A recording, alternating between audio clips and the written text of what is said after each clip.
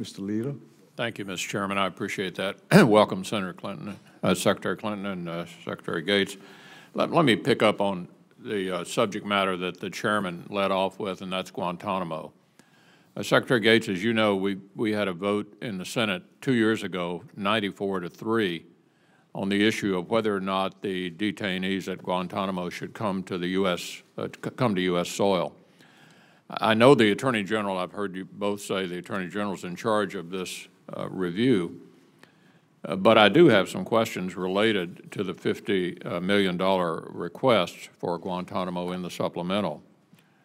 The first one, I guess, would be, I didn't hear you mention the military commissions as a possible way to deal with these detainees. The Supreme Court, in effect, ordered us to pass military commission law, which we did a couple of years ago. Am I to conclude, or are we all to conclude, that the military commissions are now out as a way of trying whatever detainees we cannot convince others to take, and we have to deal with ourselves? No, sir, not at all. And I should have included them as one of the alternatives.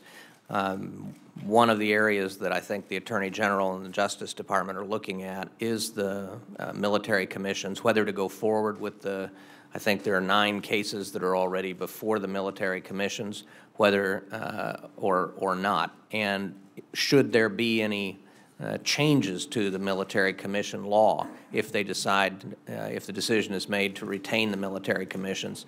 But it's still, the commissions are very much still on the table. As you probably heard, various communities are beginning to discuss their interest in taking these, and so far there isn't any. In fact, I believe some communities have actually begun to pass resolutions saying they don't want them. How do we solve this dilemma? We know this about Guantanamo. Everyone who's visited there, including the current Attorney General, has said it's a good facility. They're being treated humanely. Now, we know no one has escaped from there during all of these years. We know we haven't been attacked again since 9/11. It seems to me to be working. And a lot of our European critics will see, I guess we don't really fully know the answer, whether many of them are willing to take any of these people. But we do know that some of the countries from which they have come haven't had a great record of keeping them incarcerated once we send them back. Many of them ended up back on the battlefield. What are your thoughts about what are we going to do with these people? Well, the question really is, what are we going to do with those that cannot be returned home, either because we fear that they won't be they won't be monitored or kept under watch, or we worry that they'll be persecuted when they go home. For example, the Uyghurs, the 17 Uyghurs. So we're talking about probably somewhere between 50. Could I just interject on the Uyghurs? I gather the plan is simply to release them in the United States, right? Well, not to be incarcerated, but just to be released in the country. I'm not sure a final decision has been made.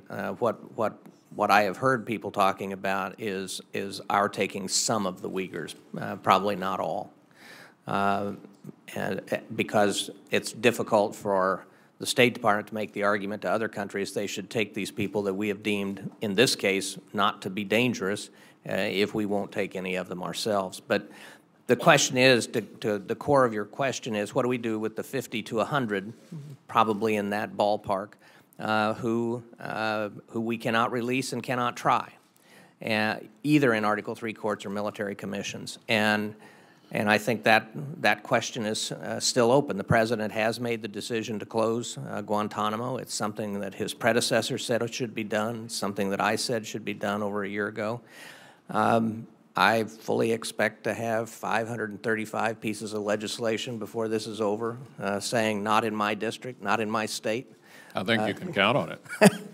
And we'll just have to deal with that when the time comes. Well, my time is up. But just let me say in conclusion, I understand the dilemma. The previous administration of which you were a part also said they wanted to close Guantanamo. Both candidates for president last year said they wanted to close Guantanamo. The difference is, and this administration's actually put a date on it and actually has to answer the question, what are you going to do with them? And I think it is perfectly clear that many of them are going to return to the battlefield if they can.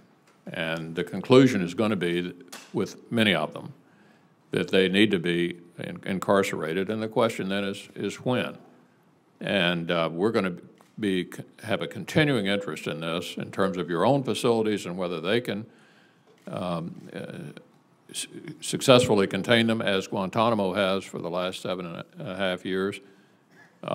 Communities are going to be upset about this. This is a very important issue, and it deals with public safety, as we all know. We haven't been attacked again since 9/11. We like that, and we'd like for that record to continue. Thank you very much. Thank you, Senator.